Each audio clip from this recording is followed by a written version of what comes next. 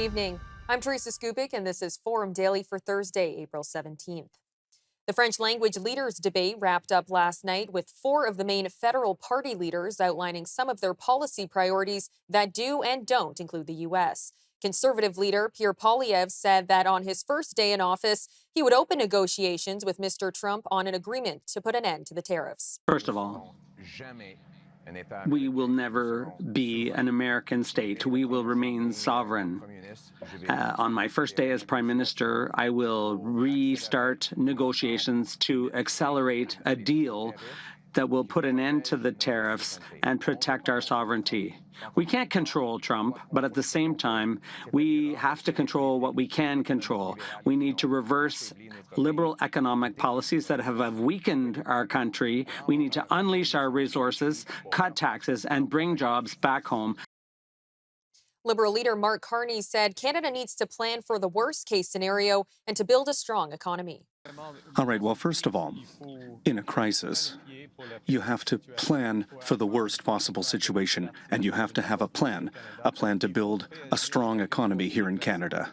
And we need to react with strength, and those are the elements that will allow us to succeed with Mr. Trump. He respects strength. He respects people who understand how the world works and who understand how the private sector works. And Canada needs to create other options, new, reliable partnerships around the world. NDP leader Jagmeet Singh says Canadians need to invest rather than cut, while Bloc Québécois leader Guy-François Blanchet said Canada needs to align with countries also affected by the U.S. tariffs. It's all about priorities. For me, now is the time to invest, not cut. It is the time to protect what we hold dear, our farmers, our culture, the French language. These things should not be sacrificed. It is time to defend who we are, what our values are. And we believe in helping one another. That's what we will do. How? We will strengthen our healthcare system. We will not let it be Americanized. That is crucial. Trump will hang from his own noose because their economy is dependent on ours. But there will be a lot of harm done to Canada, to Europe, to Mexico before then. We have to realize that our joint GDP is bigger than the States. Our population is bigger than the States, and so retaliation is going to hurt the States, but we have to negotiate in a rational way, and we shouldn't fall to fear. Mr. Carney was expected to be the main target during the debate, given his Liberals have been holding a steady lead in the polls. And after Mr. Carney made his pitch about why he would be the best to negotiate with Mr. Trump, Mr. Blanchet said that the Liberal leader, who has previously not held elected office, had little to no political experience. There's a lot to unpack in there, let's be honest. And perhaps it's right. You say that you're an expert in managing a crisis, but you say you're a negotiator, but, well, perhaps negotiating with tax havens. But when it comes to trade agreements, I haven't seen the proof. We apparently have to believe you with no political experience. And so I find it's kind of funny because people say we have to unite and work together. On the one hand, you have never spoken to me before this evening. You're not trying to figure out how to collaborate between equals, Quebec, Canada, Mexico, European partners. You're trying to score divisive points that only serves the United States of America. At various points in the debate, Mr. Poilievre pushed one of his main campaign messages, that the country shouldn't elect another Liberal government and that Mr. Carney doesn't represent enough change from the government of former Prime Minister Justin Trudeau. During a conversation on the cost of living, Mr. Poilievre criticized Mr. Carney and the Liberal track record on housing. Mr. Carney, you're repeating exactly the same promises that Justin Trudeau has been making for 10 years. During the Liberal decade, when you were the economic advisor, the cost of housing has gone up. England, and you inflated the cost of housing then, too. You have a terrible record in England for real estate costs there, the real estate prices. The problem is that the Liberals want to build bureaucracy. They want to balloon bureaucracy by creating new departments, new bureaucrats. We don't need more bureaucrats. We need more homes, more new doors on new homes for young families. The reason why housing has become so expensive today is because of taxes and bureaucracy. I will eliminate the GST on new homes. I will incentivize cities to free up land and accelerate permits so that we can build, and build your home. Mr. Singh criticized Mr. Poilievre's record from when he briefly handled housing under Stephen Harper's government. Singh asked how many homes were built during that time, which sparked a heated argument between the two. Let us talk records. Mr. Poilievre, you were a housing minister. How many homes did you build? Over 200,000. I'll tell you, 6. You built 6 homes. 200,000. 6. 200,000. We cannot believe what you you're asked saying. the question. Can I answer it? We cannot believe Mr. Poilievre. He only built 6 homes. 200,000. When he was in power. Can I answer? We know the answer. Can it's I 6. answer? The National Post's Rahim Mohammed joined us earlier today for an analysis on the debate. So, the big story of the night was a thrilling 4-2 Montreal Canadiens victory over the Carolina Hurricanes, propelling them into the playoffs for the first time in several years. Not quite as much drama on the debate stage. I think Carney had a fine evening. I would say it's sort of like golf. Every candidate comes in with a handicap, and it's not necessarily your performance overall, but it's your performance relative to expectations. So sort of known going in, Carney's French is still very much a work in progress. It's not quite up to the French of the other 4 gentlemen. But in terms of what expectations were, I think particularly in terms of the example set by the French debate during the Liberal leadership race in January, which was a near disaster, Carney, I think played to his handicap or slightly above his handicap. There wasn't a moment like you'll remember there was a really embarrassing translation in the Liberal debate where Carney said, we agree with Hamas, not we all agree about Hamas. There was nothing like that, no sort of glaring headline, no sort of glaring embarrassment for Carney coming out of the debate. So I think Carney was probably quite nervous heading into Wednesday night. He more or less comes out of Wednesday night around where he was, with around the same momentum he had going into it. And I think he would take that 10 times out of 10. Mr. Poilievre, I think he had a good night. I think obviously he had much more polished French than Mr. Carney. I think there was. It's interesting to compare Poilievre in English and Poilievre in French. I think there's less of an edge when he's communicating in French. There's less of an abrasiveness. I think an issue, and I think particularly with voters in Quebec and other French-speaking parts of the country, is the authenticity. Is this the real Poilievre we're seeing? Is he putting on a performance for the camera? He still has some awkwardness with moments of humor, kind of trying to put on a smile. A lot of that feels at times like it can be forced, and I think that was something that came out with Mr. Poilievre. No huge gaffes for Pierre. I think one of his stronger moments was when he really took Carney to task for essentially, being involved with the Liberal government in different roles since 2020 and 2020. I believe the summer of 2020, he came on board to provide Justin Trudeau advice in dealing with the COVID pandemic and sort of rolling out CERB and other policies to protect Canadians during COVID. Mr. Carney said, I think in one of the weaker moments, that, hey, I just started as prime minister, and Poilievre was quite quick with the response. Actually, you've been involved with Liberal politics, and you've been advising the Liberal government at a very high level for the better part of the past 5 years. I think that was one of the stronger exchanges for Mr. Poilievre. Will it really move the needle? Is it a knockout blow? You kind of think back to that Brian Maroney, you had a choice, sir, response to John Turner, or sort of Jack Layton and how he went after Michael Ignatieff at the 2011 English language debate. I don't think it was quite that magnitude, but it was an exchange that you're already seeing the conservative war room, kind of roll out clips and get some mileage out of that awkwardness on the part of Mr. Carney. All right, don't go anywhere. Coming up after the break, this year's Healthcare Time Save Index has Canada ranked 19 out of 20 countries. The strike of BC workers at Life Labs continues as the BC Health Coalition urges the provincial government to end its contract with Life Labs.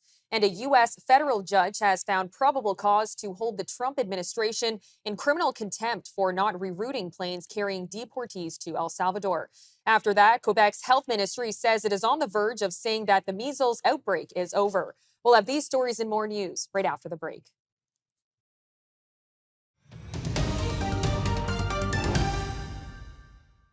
Well, healthcare may be a topic of the debate tonight. A new report looking at healthcare delays in 20 developed countries has Canada ranking 19th out of 20 countries evaluated. The Healthcare Time Save Index for 2025 looks at everything from patient wait times to distance to pharmacies and hospitals. Dr. Panzaru, author of the report, joined us earlier to unpack Canada's poor standing. The Time Saved Index has 20 of the highest income countries in the world. We wanted to compare those 20 because we didn't want the level of income to upset our data in terms of comparisons. So we made sure we compare apples to apples and not apples to oranges. And in that sense, we looked at everyone from the single largest high income country in the world, which is the United States, to one of the smallest in terms of population, which is Luxembourg. But all of them are at very similar levels of income to make sure that our data is not skewed by that. We had 13 different categories along 7 themes, ranging from telemedicine, so doing online consultations with people for those who might not be able to make it to a clinic, or people who might just want to save up a lot of time by, instead of going to their general practitioner, their family doctor, they're going online and spending only 5 minutes. We looked at chronic versus non-chronic patients, so patients who have like an acute condition that they've just developed versus people who have been sick for more than 3 months, because we know that the latter require a lot more time in terms of healthcare. So they would benefit even more if time was more efficient on their side, because according to the OECD average, those patients would have around, quoting from memory here, 7.2 to 7.5 consultations a year. So that's a lot of time again. And then we have stuff like distance to the hospital by car. If it's an emergency, how quickly can you get there? Other categories include innovation regarding blister packs. So the kind of packaging that you use in pharma helps elderly patients sort out their medication for the day a lot easier if you're not using pill bottles, but you're using the conventional sort of capsules or little boxes where people can extract their pills whenever they need them. And finally, birth control availability. So is emergency birth control available? Is non-emergency birth control available over the counter or behind the counter, meaning that you'd have to ask for a pharmacist and then go to the pharmacy to pick that up. The index has a total of 75 points. Nobody got the full 75 points because nobody's perfect. But Canada was second to last with 20 points, beaten at the end only by Ireland with 15 points. And one of the biggest reasons why was the amount of days, average days waiting for elective surgery, which is more than 6 months on average. That was the highest single number in the entire index.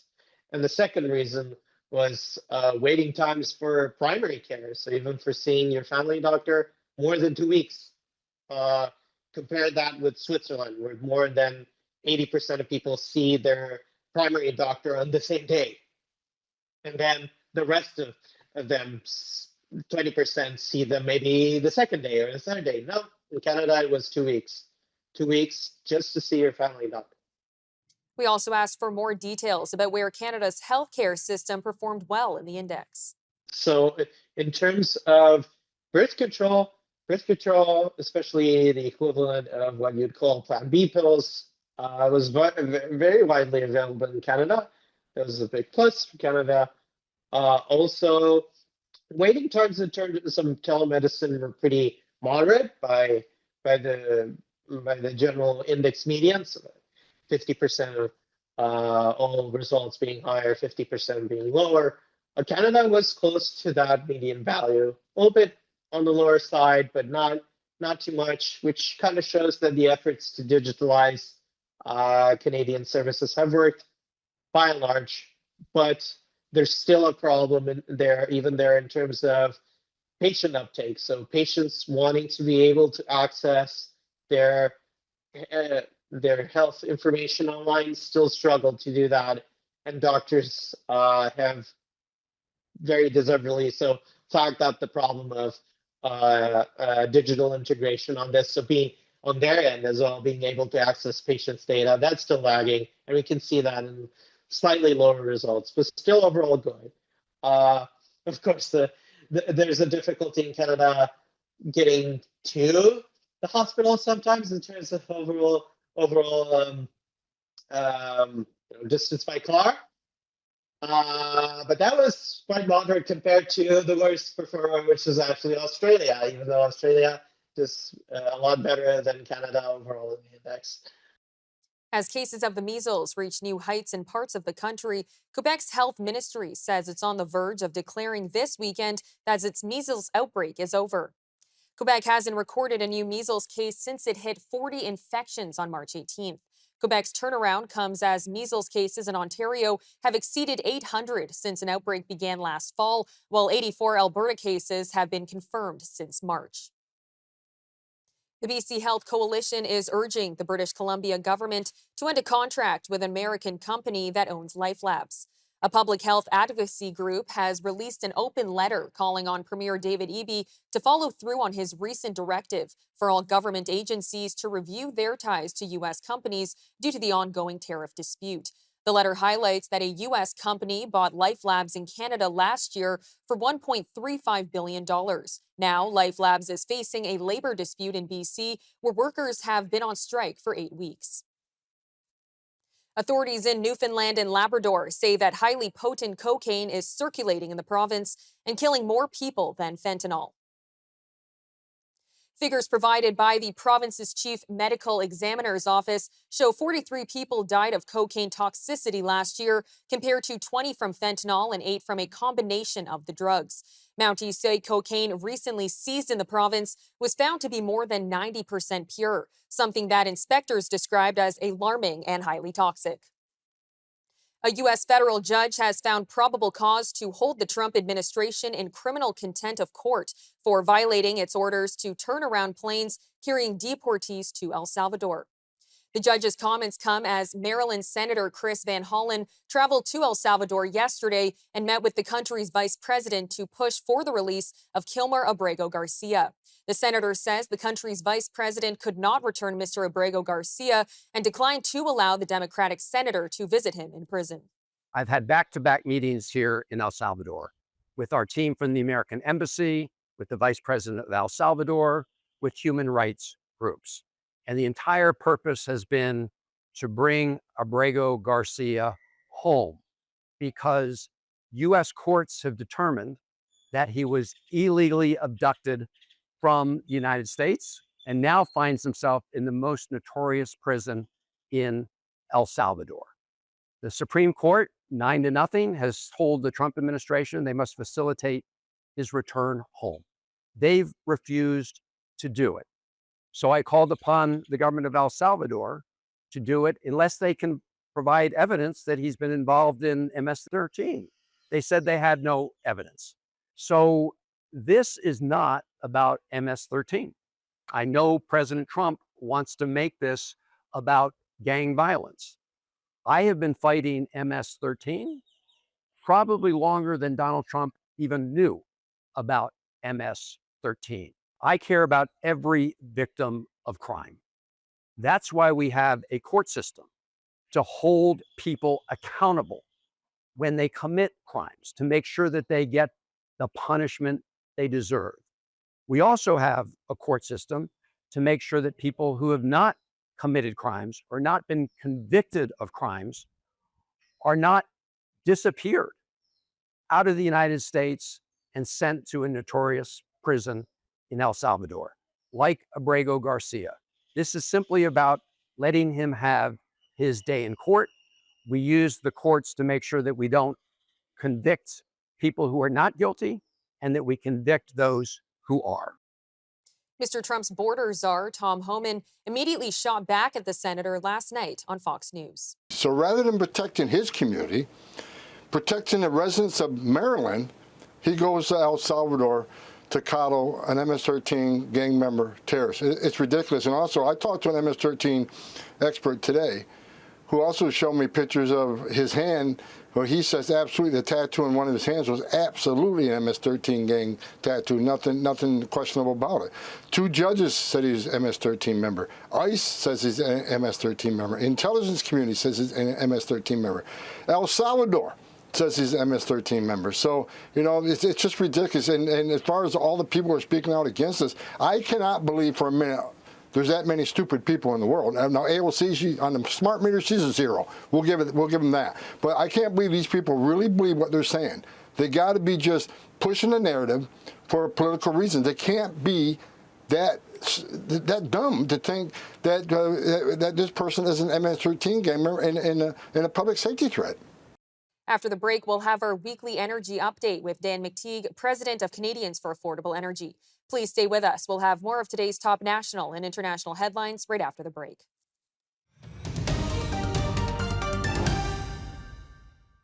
Now it's time for our weekly energy update with Dan McTeague, president of Canadians for Affordable Energy. All yours, Dan. Teresa, thank you very much. We are heading very quickly to Easter long weekend, Good Friday, Saturday, and of course, Easter Sunday and Monday. And that means that gas prices are inevitably heading up, not because of the long weekend, but because of what we're seeing in the United States. And that's been an increase to reflect the changeover from winter blend to summer blend gasoline. So that basically means going 13.5 RVP down to 7.4. That's a technical way of saying prices in Ontario and Quebec are heading up 5 cents a litre Good Friday. Now, some stations may decide to delay that, but we have seen prices drop dramatically, both because of the carbon tax temporary removal, because make no mistake, it's coming back on right after, and if the Liberals get elected. If they don't get elected, that's a different matter altogether, because you're currently paying an industrial carbon tax, a clean fuel standard, and you're going to pay even more in the days to come. This is really only designed to be a temporary relief. The second factor has been dropping prices 156 down to 126 in Ontario and Quebec equivalent. Has been, of course, the nervousness over the trade talks and tariffs. Not that they have a direct impact, but they could have an impact at some point, and markets always analyze what's happening in the future. Now, that means that 5 cent increase will be a wholesale price increase, not a retail price increase, because I see a lot of gas stations who love to offer their fuel below cost in Ontario. It costs them like on a day like today, where it's $1.28, it costs them about $1.19, $1.20 to buy their fuel. But I see 117, 116. I think that's great. My advice, Teresa, to everybody in Ontario: never buy your gasoline before 6 o'clock in the evening. If gas stations want to throw away their retail margins, what it takes for them to run their gas stations, if they want to shed what it takes for them to pay for their credit cards, because they have to honor it, they want to buy your loyalty programs when you go into get 7 cents on every liter towards groceries or whatever the case may be, then let them pay for that. I suspect that the lineup at banks will be a little longer, especially for credit, because if they're going to play this kind of a game where they start in the morning at a high price and then drop at 8 cents a liter, the simple best example, and that doesn't just apply to Ontario, is to wait until the evening to buy. That's now in Vancouver, where we see prices down to the 158 range, 154 range, going up 3 or 4 cents a liter this weekend to 157. The rest of interior British Columbia, about 150, 155 to 160. Alberta, not moving much. 125 to 130 seems to be the sweet price, and I don't see that moving very much. Yes, they will see an impact from the switchover from winter to summer gasoline, but only about 2 cents a liter, because that's already started to be introduced over the past few weeks in the U.S. Midwest refiners. Winnipeg remaining at 127, 128, with Saskatoon and Regina holding off in the 133 to 134 range. Ontario, we're looking at average prices of $1.28 on Thursdays, Wednesdays we've seen this week, but now moving to $1.33. And same thing for Quebec, which continues to have a carbon tax. Thank goodness Ontario got out of it, because they're paying about $1.60, but $1.62 for their fuel. And that means, of course, an even greater disparity between Ontario and Atlantic Canada and what they're paying for in Quebec, because they have these high taxes, and no one seems to want to talk about it. On the issue of taxes and on pricing, Quebec got rid of a regulation that they've had since 1996. It was called Bill 50. I know because I wrote a lot about it when I was a Liberal member of Parliament, about how they try to provide a floor protection for independent gas retailers. The Quebec government and its allies thought it was cool and trendy, not just to push people into EVs and as if they really care about the energy sector. Good luck with that, by the way. You can't run your economy without oil or gas or diesel. But what they've done is basically said, here's 4 cents off now. Let the competition begin. The competition's always been there, and it's usually been big independents have done this. What's going to happen in Quebec, the little independent mom and pop is going to probably be wiped off the map over a couple of years. That allows the big box stores and the big players to raise their prices without any type of accountability, and there is absolutely no discipline left in the market. But that's what short-term, false politicians do in that province, because they're only interested in climate and EVs and failed mandates to back companies that are either bankrupt or failing. And that all means that it really doesn't come down to the price of gasoline. They still don't want to get away from they're clutching their whole point about the need for climate policies like carbon taxes, which are absolutely ruinous when it comes to the cost of living and consumers. And last time I checked, Montreal, people in Quebec are just having as much difficulty as the rest of the country in trying to maintain and keep their noses above the waterline. So any policies, provincial, which are obvious, or federal, which continue to push this net zero policy, is going to have the effect of hurting Canadians in the long term. And anybody who is fooled by this into the next campaign and believing that, a couple of parties are really got their backs because they've given a temporary suspension to these carbon taxes is kidding themselves to no extent. You're going to wind up, and I'm going to be here for the next 3 or 4 years, saying how ridiculous it was that when given the opportunity to boot this policy and get rid of it once and for all, we've actually put ourselves into a significant corner, and that's unfortunate. Now, by the way, the Maritimes is going to see a bit of a decrease, 1.5 cents a liter for gasoline, and probably a 3-cent decrease for diesel. That's likely to affect all the provinces. I won't speak to Newfoundland because they have their own system over there, but the rest of the provinces are going to be looking at a slight decrease in gasoline for Friday, assuming the regulatory authorities there do in fact drop prices on Friday rather than Saturday. That's it for this week, Teresa. Expect more high prices next week, and get ready. Summer driving is about to raise demand and raise prices. Staying on the topic of energy, the premiers of Manitoba and Nunavut are hopeful that a hydroelectric and fiber optic project is closer to reality, but they want some federal help. Manitoba Premier Wab Kinew and Nunavut Premier PJ Akiagok have pledged to work together on the project. So this joint statement, this strategic economic and energy corridor, this is about working together as premiers across borders to build up Canada, to have a future of our country where Indigenous peoples have a seat at the table. And we all work together as Canadians to build up this country that we love so much. First off, it's an honor to be here. Always great to be able to work with you, really as Canadians. It's what a historic moment that we're in. I just really want to recognize the incredible leadership that has brought us here. This has been the vision of many Inuit leaders that wanted to connect southern Canada to the north. And this is nation building, and so we're very excited to be able to work with such an incredible partner. We already share many of our common interests, from healthcare to education, among others, but now to be able to look at what we could do together really excites me. So I'm very honored to be here and to be welcomed to your beautiful province. So, well, welcome to Manitoba, and let's put pen to paper.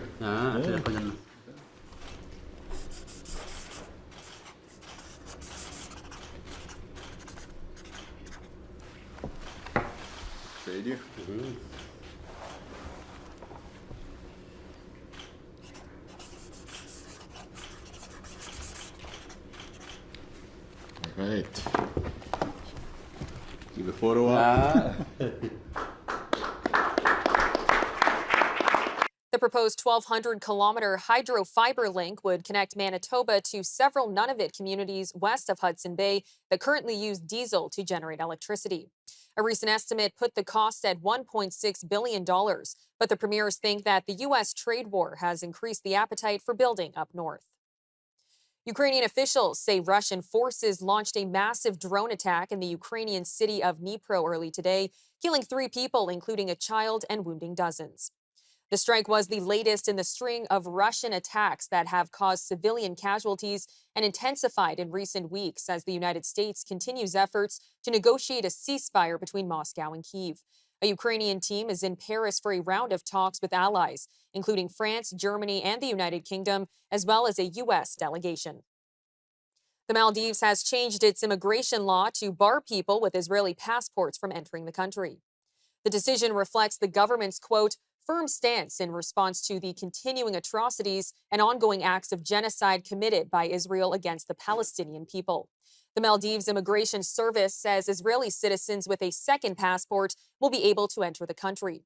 Maldives is a tiny state south of India known as a high-end tourist destination. Scientists say a new Tatooine-like planet outside the solar system may orbit 2 failed stars. Scientists have discovered over a dozen planets that orbit 2 stars similar to Tatooine, the desert planet from Star Wars with double sunsets. Now they may have found another one about 120 light years away. It seems to orbit 2 brown dwarfs at a right angle. However, scientists haven't seen it directly yet, and they say that more research is needed to confirm it's really there and to learn more about the size and path. Scientists have captured a colossal squid on camera for the first time in the deep sea. An international team of researchers spotted the squid in the South Atlantic while steering a remote-operated submersible. The squid was a juvenile measuring only about 30 centimeters long. Full-grown adult colossal squids can reach lengths of up to 7 meters, which is almost the size of a small fire truck. Coming up after the break, we'll be joined by our correspondent, Wyatt Sharp, who is at the English leaders' debate tonight. He will join us to unpack what's at stake tonight and what each party leader will have to focus on to bring them closer to becoming Canada's next Prime Minister. Stay tuned for more debate coverage after the break.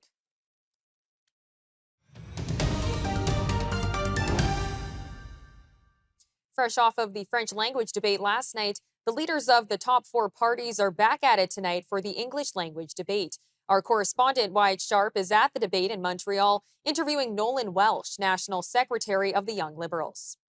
Thanks, Teresa. We're here at the Radio-Canada building in Montreal as we get ready for the debate tonight. I'm joined by Nolan Welsh. He is the National Secretary for the Young Liberals of Canada. Nolan, good to have you here. Thanks for having me. Young people, there's kind of this recurring conversation about how we get them engaged in the political process, how we get them excited. Do you think Mark Carney, as the new Liberal leader and as the new Prime Minister, he's doing, as effective as a job with doing that as he possibly could? And how are you feeling about kind of young people and their engagement in this election generally? Yeah, absolutely. I think Mark's done a fantastic job working on his leadership campaign. We got over 1,000 young volunteers involved all over the country, signed up thousands of new members that are in that youngest demographic. And sad, we definitely see that a lot of people in that youngest demographic don't go out and vote. In 2021, only about 47% of them did go out and vote. And it's definitely sad, but I think that Mark's reinvigorating that young age group.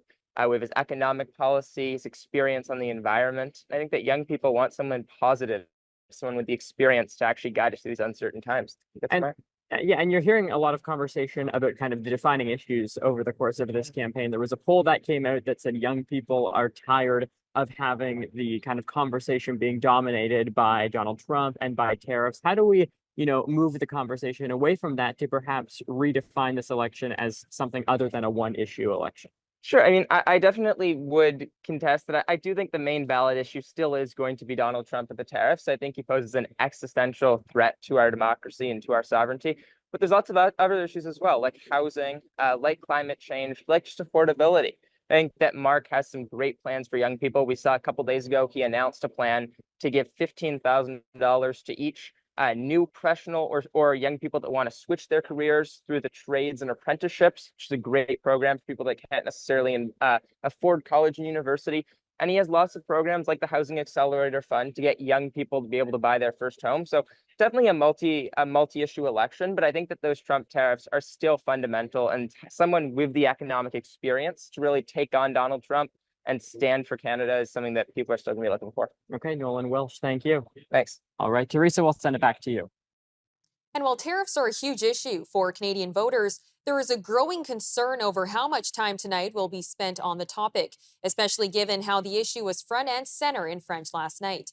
Wyatt is now being joined by Ellie Canton-Nantil from The Hub. Teresa, I'm joined by Ellie Canton-Nantil, Ottawa correspondent for The Hub. Ellie, you were here at the French debate yesterday. I'm curious, what you thought of that debate, but perhaps based off of that, what you might be watching out for tonight. Well, I wrote in The Hub that last night's debate was not that eventful. There was not lots of very, very strong punches. It wasn't this very, very, very lively debate. I mean, part of that is, of course, because you have 4 candidates, so it's not the same thing as a one-on-one. But there was not that much, I thought, arguments. We kind of expected every leader to perform the way that they did. What I'm curious to know tonight, though, because yesterday, and I think maybe a reason for the fact that it wasn't that contentious, is it's not everybody's first language. Yves-François Blanchet is a francophone. The rest are English speakers. Tonight, they're debating in their language in front of a much larger audience that covers coast to coast, because there's a lot more Anglophones coast to coast than maybe francophones. So going into tonight, I'm going to be seeing, is it going to be different? Is it going to be more feisty? Are we going to see more passion? Or are we going to keep on seeing this kind of more cordial politeness, especially on issues like tariffs, where for the 3 candidates, maybe the block 2, but the 3 candidates all agree on how to respond to tariffs. They all want counter tariffs. And on that idea of tariffs, how much of the debate tonight do you foresee being about that versus, you're hearing some voters say they want this to move away from being, solely kind of a one issue election? Well, I sure hope so, because look, Wyatt, we have so many issues facing Canada. We have a crime wave. We have the unaffordability crisis, the fact that in some of the cities in Canada now, you need to make $200,000 a year to buy a house. That is just absolutely insane. We've got out of control debt. We have the immigration system that was completely broken. And we used to be known for the best immigration system in the world, and that's no longer the case. And look, of course, the trade question is important, but there are lots of other issues. And what I worry is the media is going to spend too much time, the moderators are going to spend too much time on tariffs. That's yesterday what happened is they started the debate. The intro video was all about Donald Trump. They really tried to frame this around Donald Trump. And that, of course, benefits the Liberals, because Mark Carney wants this election to be about Donald Trump, because before the issue was about Donald Trump, he was losing, his party was losing, and now they are ahead in the polls because people are fixated on Trump. So I think that we should talk a bit about it, of course, but we also need to talk about the crime. We have to talk about housing. We have to talk about the debt, the immigration, etc. Okay, Ellie Canton-Nantil, thank you so much. Thank you. All right, Teresa, we'll send it back to you. And while it's been widely reported that Mark Carney did well enough in the French debate, Wyatt is now joined by Liberal political commentator Ashley Waters to talk about what Mark Carney needs to do to come away victorious in tonight's debate. Yeah, hey, Teresa, I'm here with Liberal political commentator Ashley Waters. Ashley, thanks so much for coming out here to Montreal for the debate. Really appreciate it. Thank you for having me. Of course. Let's just perhaps start out with, last night there were not necessarily a lot of fireworks, but it was interesting to just kind of see what took place. You had a lot of people making kind of conclusions as to who was victorious after last night, talking about kind of the pros and cons of each leader's performance. With respect to tonight, though, what does Mark Carney have to do in order to come out victorious? I think he has to show that he is not Trudeau. He has to show that this is a new Liberal leadership and a new Liberal government, and that he is the person for this moment. And so if we're talking about what that means, because, defining yourself as the person from this moment after, you're representing a party that was in government for 10 years and that grew fairly unpopular towards the tail end of that, how do you make that argument to Canadians at a time when, a recent Main Street research poll showed the Conservatives actually ahead by 2%? Right. I think he has to show he's going to be the adult in the room. He's not going to be about slogans. He's not going to be about negative rhetoric. He's going to be on point, talking about what we need to do in order to protect our sovereignty here in Canada, and that he can lead us through this crisis, this financial crisis that's looming. And if we talk, if I ask you specifically too about kind of the issue of tariffs, because a lot of people are concerned that this issue of tariffs is kind of defining the election and the focus is being pulled away from other issues. And, certainly the cost of living is an example, the environment, energy. How do we, in the debate tonight, kind of come away from it with a conclusion of something other than just tariffs? Our last guest was talking too about how even the opening video for the debate last night was talking about Donald Trump, talking about tariffs, again, at a time when many Canadians are just feeling very apathetic about this idea of Canada-US relations. I think it's hard to step away from that just because it is at the forefront. Although that is a triple effect, it does compound the things that we've seen the last, leading up to the last 10 years. However, I think that if we're staying on point about how we can make things more affordable, if we're keeping those social services that the Liberal government, put into effect, if it's $10 a day daycare, or if it's going to be dental care or farmer care, those kind of things Canadians really want to make sure that we have those in place. So as long as he's sticking to the points that he's not going to make a bunch of cuts in the areas that we need it the most, I think that he's going to come out the winner. And just to conclude here, one thing that's getting talked about a lot is this idea of strategic voting and it kind of being, described as the reason why Jagmeet Singh is only in the single digits right now with respect to what the polls are showing. Do you think he might be able to come away from tonight with, a convincing enough argument that Canadians should vote for him despite, again, this idea of strategic voting? I don't think he's there. I think he understands that. I think we saw that even from the Green Party when they even talked about how they didn't run certain candidates and ridings. I think it is coming down really to Liberals and Conservatives, and they're trying to make their case as best as they can to say, we want to hold the Liberals to account, just like they did when it comes to, dental care, pharmacare, and those types of things. However, those things have been passed, and I think that that's why Mark Carney is committing to say, we're not going to cut these services. Okay, we'll leave it there. Ashley Waters, thank you. Thanks. Thanks. All right, Teresa, we'll send it back to you. We're going to bring Wyatt back in now. Wyatt, you're at the debate. Now, Wyatt, you're standing outside of the debate center, but what's the atmosphere right now for what's the biggest night of the campaign? Yeah, certainly. And last night we saw with the French leaders debate, not necessarily as many fireworks as some people were expecting, but it was interesting to kind of see, especially how, the likes of Mark Carney, someone who isn't necessarily as fluent in French as some of the other leaders, how he performed. And then, of course, tonight, we're going into it amidst the trade war with the United States. That's likely to come up. Last night, it was a big topic, but a lot of Canadians are talking about how they want to see other issues talked about over the course of the debate tonight as well. You had the debate commission actually cut out the issue of immigration as one of the topics that they would be discussing tonight, which did make people a little bit frustrated. But with respect to the atmosphere here, on the ground, the leaders are going to be arriving shortly. And so we're going to start to see, Mark Carney, Pierre Poilievre, François Blanchet, and Jagmeet Singh, all of them kind of have, what they need to do tonight laid out for them. For Mark Carney, that's proving why the Liberals should be able to govern after being in charge for 10 years. For Pierre Poilievre, the question is he too similar to Donald Trump? You're certainly hearing a lot of that rhetoric Sorry, from I do have to interrupt you because the debate is about to start, but enjoy it tonight and we'll chat later. Okay, thank you so much. I'm Teresa Skupik, and that'll do it for your look at national and international news for today. If you're looking to watch the debate that's beginning right now, tune in to our website, forumdailynews.ca, where we'll be streaming the debate live with CBC Radio Canada. Thanks for joining us on Forum Daily News. We'll see you next time. Good night, Canada.